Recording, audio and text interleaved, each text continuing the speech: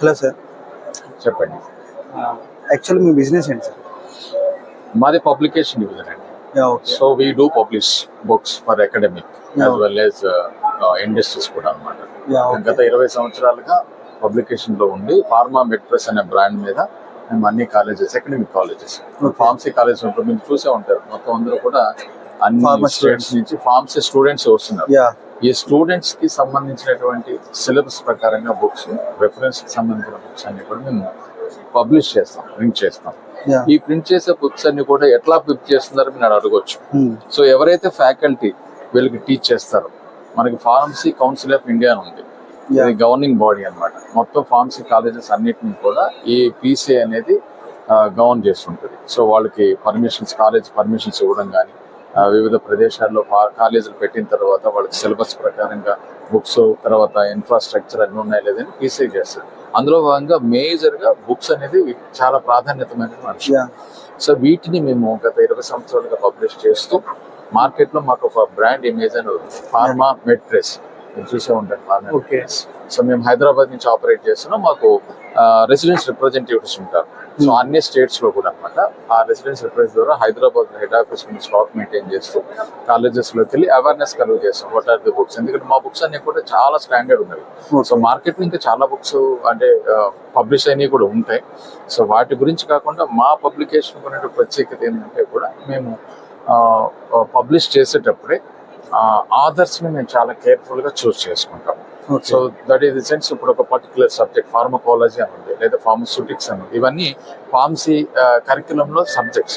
వాటికి సంబంధించినటువంటి senior faculty members మేము అప్రోచ్ అయ్యి వాళ్ళ వాల్యుబుల్ టైం తీసుకుని ఆ కరిక్యులం ప్రకారంగా తర్వాత వాళ్ళు నెక్స్ట్ లెవెల్లోకి, అంటే ఇప్పుడు మనకి సిలబస్ లో B pharmacy, M pharmacy, pharm అనే కోర్సెస్ ఉన్నాయి. ఈ కోర్సెస్ కి అనుగుణంగా మేము కనెక్ట్ చేస్తూ ఈ బుక్స్ ని పబ్లిష్ చేయడం జరుగుతుంది. సో ఈ బుక్స్ ఏవైతే ఉన్నాయి వీటితో పాటుగా మేము జర్నల్స్ కూడా పబ్లిష్ చేస్తున్నాం. ఒక జర్నల్ ఉంది, మీరు చూసే ఉంటారు, international pharmaceutical sciences and nano technology journal. ఈ జర్నల్ మేము దాదాపు 20 సంవత్సరాల నుంచి నడిపిస్తున్నాం. సో ఇది కూడా స్కోపస్ ఇండెక్స్ జర్నల్. సో ప్రతి కాలేజ్ లో కూడా రీసెర్చ్ చేసేటటువంటి స్టూడెంట్స్ కి ఇది చాలా ఉపయోగకరంగా ఉంటుంది. ఇంకా మేము మా కంపెనీ సిస్టర్ కన్సర్న్ కంపెనీ కూడా ఉంది, షాప్ కోర్స్ ప్రైవేట్ లిమిటెడ్ అని. ఈ కంపెనీ ద్వారా మేము బ్రిటిష్ ఫార్మకోపియా, ఇండియన్ ఫార్మకోపియా అని ఫార్మకోపియాస్, ఇవి ఇండస్ట్రీస్ కి, ఫార్మస్యూటికల్ కాలేజ్, ఫార్మసీ కాలేజెస్ కూడా ఉపయోగపడే ఉంటాయి అన్నమాట. వాటిని కూడా మేము డిస్ట్రిబ్యూట్ చేస్తాం. ఓకే. ఎన్ని ఇయర్స్ అంటే యాక్చువల్గా ఎట్ ద ఏజ్ లో స్టార్ట్ చేశారు సార్ మీరు? This particular company has been started, మా కంపెనీ చాలా ఓల్డ్ అండి, 60 years కంపెనీ. తర్వాత వీటిని మనకి కాలేజెస్ తర్వాత ఎలా ఎస్టాబ్లిష్ అవుతాయి, కోర్సెస్ మీద ఫోకస్ చేసుకుంటూ చేస్తున్నాం.